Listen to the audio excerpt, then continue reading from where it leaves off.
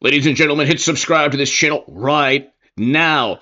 This is a huge story, and in a couple of seconds, you will hear a former Federal Bureau of Investigation agent explaining that most of the Federal Bureau of Investigation wanted to protect the country.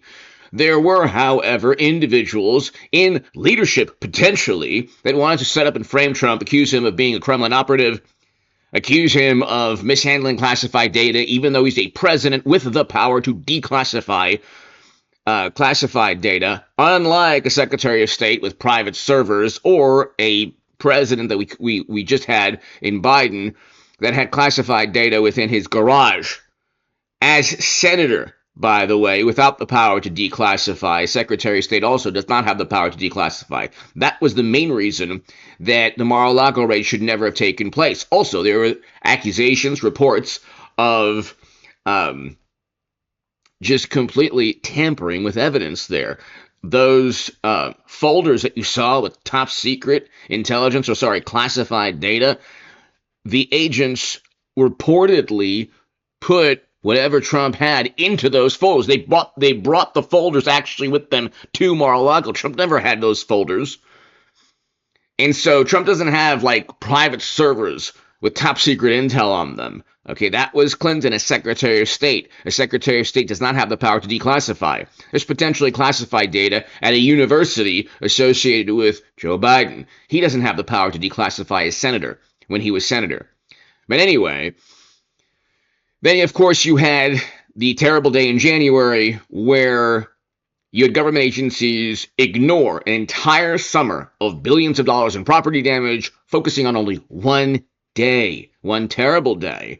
But in late May 29th, I believe, of Trump's last year in office, you had people not only with committing property damage, vandalism, going after law enforcement, but the President of the United States, in late May of Trump's last year in office, had to go into a bunker.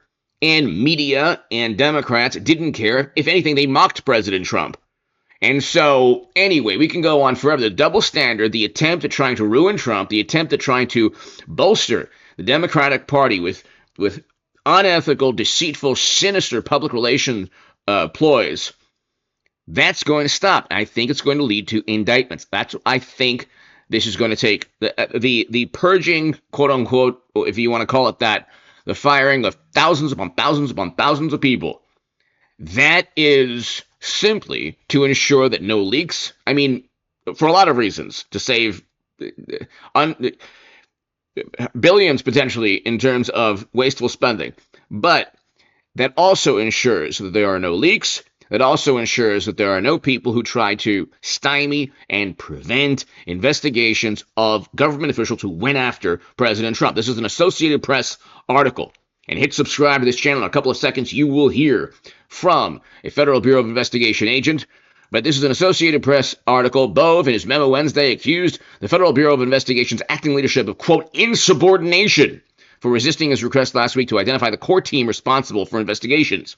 He said the requests were meant to permit the Justice Department to conduct a review of those particular agents' conduct pursuant to Trump's executive order on weaponization in the Biden administration. Let's listen to the former Federal Bureau of Investigation agent.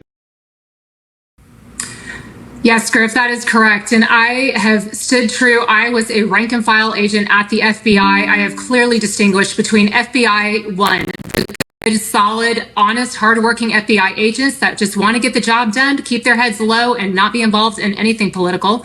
On the flip side, you've got FBI 2. These are the individuals who oftentimes are in high-level positions, executives, who use their law enforcement power to push their political and social agendas. And frankly, FBI 2, sadly, is infiltrated from the top all the way down. But I do want to tell you that there are amazing, solid FBI 1 agents and employees who are doing the right thing every single day. And I know that there are many that are on edge right now because they're being told, hey, if you even touch January 6th, you're going on the list.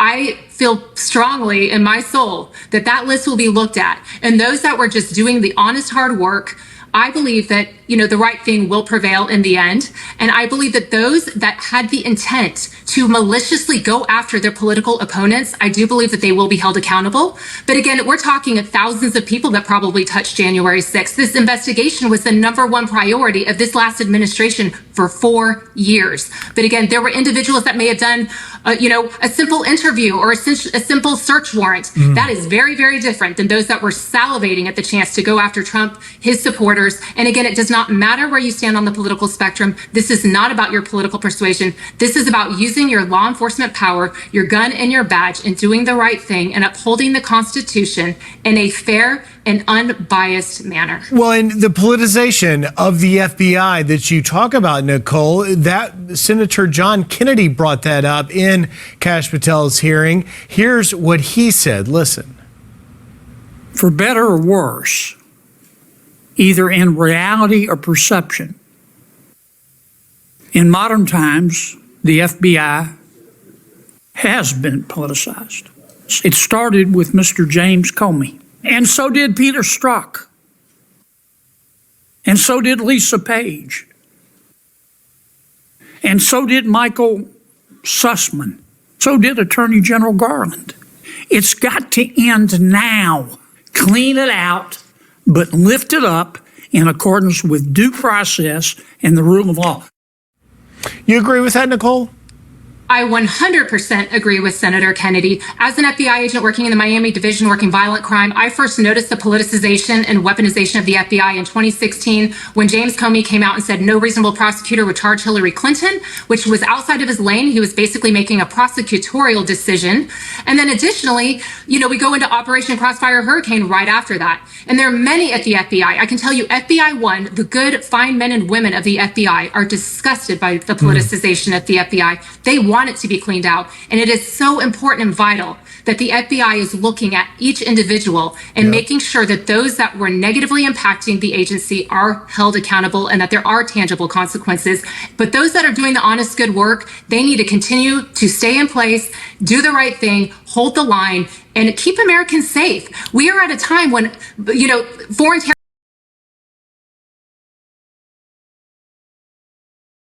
So, ladies and gentlemen, you can look at the various other articles and just,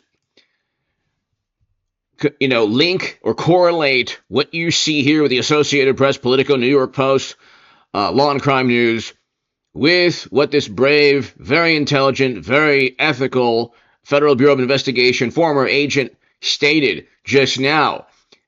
I think that people broke the law in trying to set up and frame Trump. I think there's easily over 30 individuals. That is an arbitrary number that is just something that's speculation. There could be 30 individuals within the United States government, some of which might have been in the Federal Bureau of Investigation, some in Central Intelligence, some in the Department of Justice, some in other, possibly the National Archives. Okay, this was an outlandish, overt, brazen attempt at utilizing government bureaucracy, a vast, expansive government bureaucracy, to imprison Donald Trump and everyone around him. Democrats know this.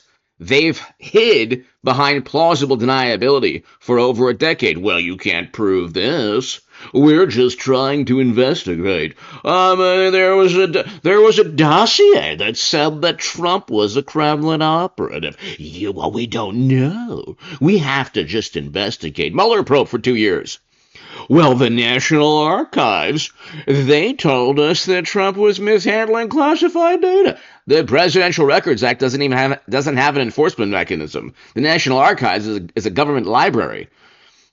What on earth were they doing as part of an effort to imprison President Trump? We can go on forever. They tried to accuse Trump of a rebellion. What these absurd leaps of logic? Trump was he performed a speech and then people tried to rebel against the United States of America. Well, we have to have a committee. I mean, there was chaos and mayhem, billions upon billions in property damage that entire summer. Democrats lost the popular vote, every battleground state. the Senate, the House. They lost the executive branch, the presidency, and they don't have the Supreme Court. They have pretty much, in terms of a bird's eye view, very little political power. They had immense political influence and control over a lot of things in terms of bureaucracy prior to Trump's second term. Anyway, hit subscribe to this channel. I think people broke the law, and firing thousands upon thousands is an effort to facilitate the indictment of any people who broke the law trying to imprison Trump. Thank you. Hit subscribe. I'll see you tomorrow.